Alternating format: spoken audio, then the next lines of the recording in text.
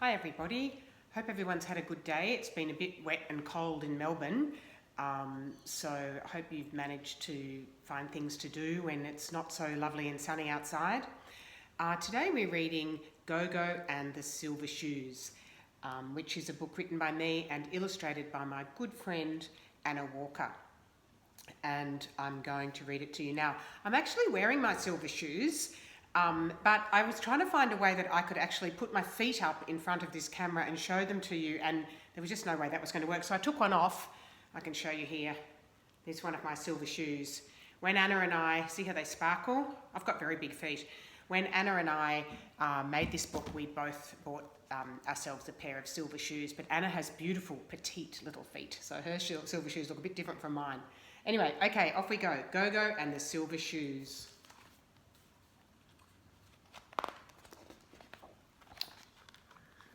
Go-Go had three big brothers. Walter, Max, that's Go-Go. Walter, Max and Finn. There's Go-Go in the tree with her brothers. When Walter's clothes were too small for him, they went to Max. When they were too small for Max, they went to Finn. And when they were too small for Finn, they went to Go-Go. Go-Go always made her outfits look interesting. You'll see here she's got her orange gumboots on and looks like some stripy tights, and she's made some pom-poms here to go on her school bag. I love pom-poms. I've always wanted to write a book about pom-poms. So she always made her outfits look interesting, but some people didn't think so, like Annabelle at school. The only things Go-Go was allowed to buy from a shop were underpants and shoes. That's why Go-Go loved shoes, new shoes. And one day, Go-Go was allowed to choose the most beautiful shoes ever. And if you look closely there, she's looking at a pair of beautiful, sparkly shoes. These are absolutely my most favourite shoes, said Go-Go. See how they sparkle in the sun? Mum always bought them a bit big so they would last longer. Go-Go wore her new shoes everywhere. Where's she wearing them here? In the bath. She put them on one day when they were going for a picnic.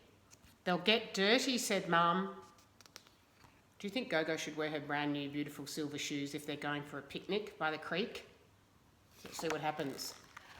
I'm going on an adventure down this creek, said Walter. Me too, said Max. Me too, said Finn. Yes, let's go, said Go-Go. It was a good adventure until... Oh no, Go-Go. What's happened? Look. She's lost her shoe. Her shoe's fallen off. Go-Go scrambled. Walter stumbled. Max leant over. Finn went under. They all got very wet, but they didn't catch the shoe. It was swept away like a shimmering silver fish down the creek. Sorry, I'm struggling with the page here. Down the creek. And look, there's poor Go-Go walking back to the picnic spot, and she's only got one shoe on. Oh no.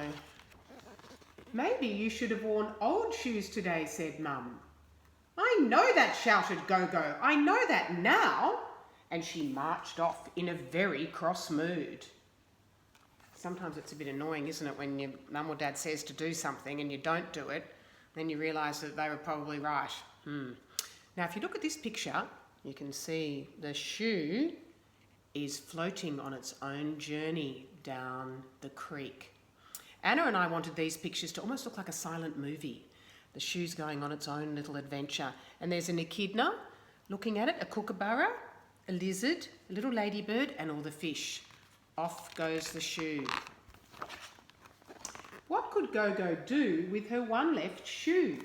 Look at poor Go-Go, she looks sad, doesn't she? There's her shoe.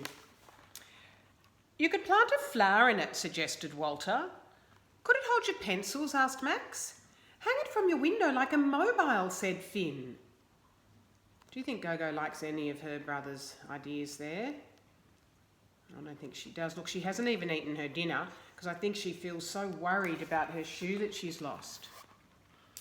Gogo loved her one left shoe so much, she decided the best thing to do was to wear it anyway. So off she goes to school with one runner and one of her beautiful silver shoes on. The only one she's got left. "Your shoes don't match," said Annabelle. "I don't care," said Gogo. Now, can you see the shoe in this picture?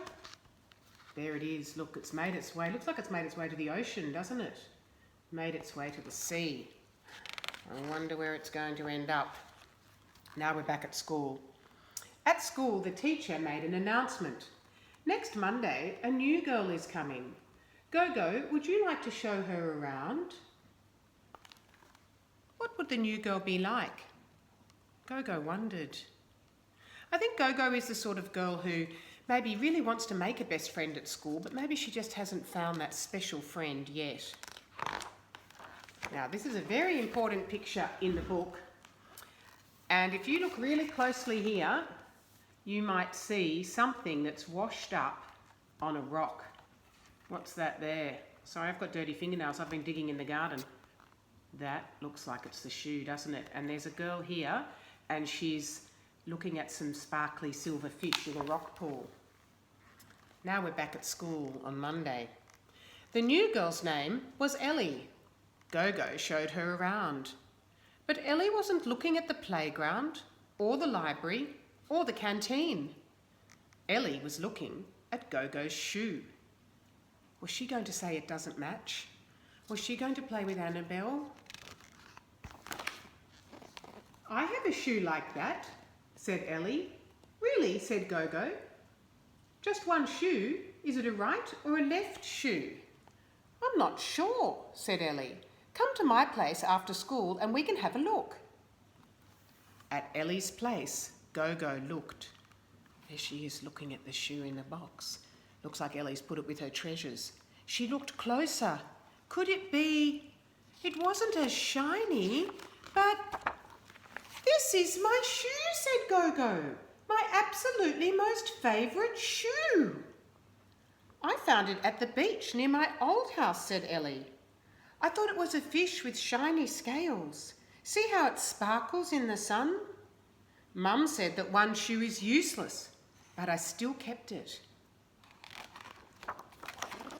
They put the shoes together on the bed. "I'm glad I kept it," said Ellie. "Would you like it back?" Gogo thought for a moment. "Does it fit you?" Do you think the shoe's going to fit Ellie? Let's see. And from that day on, Gogo and Ellie wore their most favourite shoes everywhere. Sometimes Gogo wore them, sometimes Ellie wore them, and sometimes they wore one each. And that's the end of Gogo and the silver shoes. I hope you've enjoyed that story, everyone. I've got one more thing to show you. Actually, I've got a couple of things to show you. This is one of Anna's beautiful drawings she did, one of the paintings she did of Gogo for the book. And Gogo, to make her shoes, Anna cut them out of a sparkling silver ribbon and stuck them on. That's called collage. So that's one of the pictures of Gogo. And Anna also made me these beautiful little tiny silver shoes for my birthday. Aren't they gorgeous? She made them out of paper clay. They're so lovely. And you know, in America, Gogo and the Silver Shoes is actually called Sadie and the Silver Shoes. Gogo has a different name in the American edition of this book. She's called Sadie. And in Italy, she's called Alex. So poor Gogo, she's got a lot of different names. But in Australia, where we live, Gogo and the Silver Shoes is the name of the book. So I hope you've enjoyed that story. And I'll be back tomorrow. And tomorrow I will be reading a book called Hattie Helps Out. And so I'll see you then. Stay safe, stay well. Hope it stops raining so we can all get outside a bit. And I'll see you tomorrow. Okay, bye everybody.